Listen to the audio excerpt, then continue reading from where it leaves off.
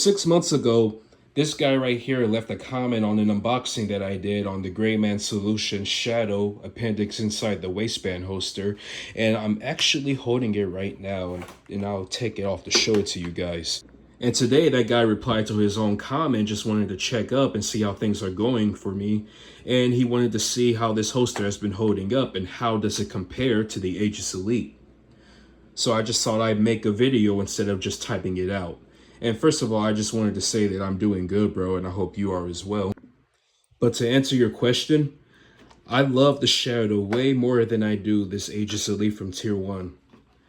I mean, 6 months in, this holster is still going strong.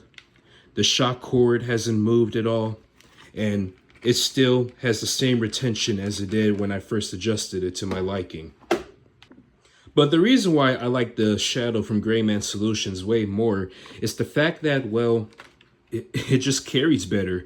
And for some reason, my appendix just really likes this holster way more. I mean, for some reason, it just feels way more slim compared to the Aegis Elite, where it just feels a little clunky and a little chunky, you know? But what I also like about this is that it's way more flexible thanks to that shock cord. And one of the problems that I had with my Aegis Elite from Tier 1 Concealed is that sometimes whenever I sat in the car or bent over to pick something up that I dropped, sometimes this would just snap. And the reason why I thought I would like button snaps instead of a shock cord was the fact that it had a little more versatility where I could carry my mag holder in a different position. I just thought I'd play around with that because I thought I'd like it more, but it turns out I just like keeping it simple and just having my mag holder attached to my holster. So I just went ahead and got the shock cord.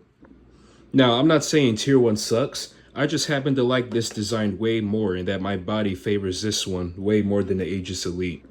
And Tier 1 has many different holsters. I just don't really care for this one.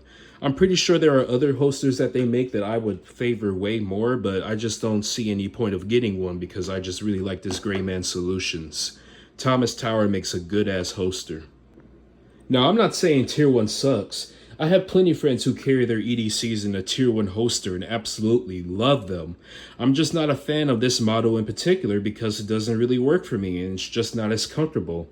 And it has a couple sharp edges, whereas this one, everything is smoothed out. There is no sharp edges on this holster at all.